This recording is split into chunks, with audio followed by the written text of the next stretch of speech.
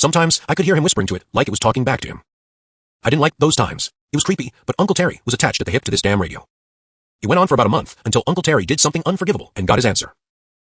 He watched the rain for a moment longer, his teeth chattering a little as if he were trying to get the sound out of his head. Grandpa didn't much care for the rain.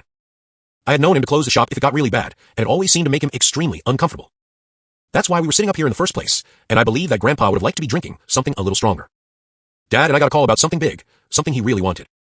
It was an old armoire, an antique from the Civil War era, and the guy selling it, at least according to Dad, was asking way less than it was worth. He wanted me to come along to help move it, and said he didn't feel like Terry would be of any use in this. He's been flaky lately, obsessed with that damn radio, won't even leave the house. To say that Terry had been flaky was an understatement. Uncle Terry had been downright weird.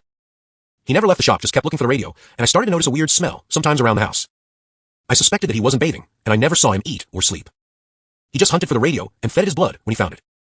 Dad had already asked him, and Terry said he was busy, so Dad had told him to keep an eye on Mother. Mother, my great-great-grandmother, had been suffering from dementia for years, and Dad and Uncle Terry had decided to keep an eye on her instead of just putting her in a home. Terry had agreed, and as we left the house, the rain had started to come down. That's what I'll always remember about that day, the way the rain came down in buckets, like the sky was crying for what was about to happen. We got the armoire onto the trailer. The guy had a thick old quilt that we put over it to stop it from getting wet, and when we got back to the shop, we brought it in and left in the back room. Dad was smiling. He knew he had something special here, and was excited to see what he could get for it. We both squished as we went upstairs to get fresh clothes on, joking about the trip until we got to the landing. Dad put out a hand, his nostrils flaring as he sniffed. I could smell it too, though I couldn't identify it at the time. Dad must have recognized it, because he burst into the apartment like a cop looking for dope. Uncle Terry was sitting in the living room, his hands red, and his knees getting redder by the minute. He was rocking back and forth, the spirit radio glowing beside him, as he repeated the same thing again and again. He had found it wherever Dad had hidden it, and had clearly been up to his old tricks again. Dad stood over him as he rocked, his fists tightening like he wanted to hit him, and when he growled at him, I took a step away, sensing the rage that was building there.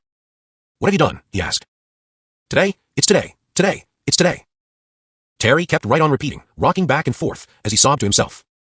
Dad turned to the bowl on top of the spirit radio, and he must have not liked what he saw. I saw it later, after everything that came next, and it was full of blood. The crystals were swimming in it, practically floating in the thick red blood, and Dad seemed to be doing the math.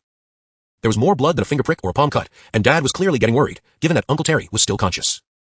Where's Mom? He asked, his voice low and dangerous. Today, it's today, today, it's today. Where is our mother, Terry? Dad yelled, leaning down to grab him by the collar and pull him up.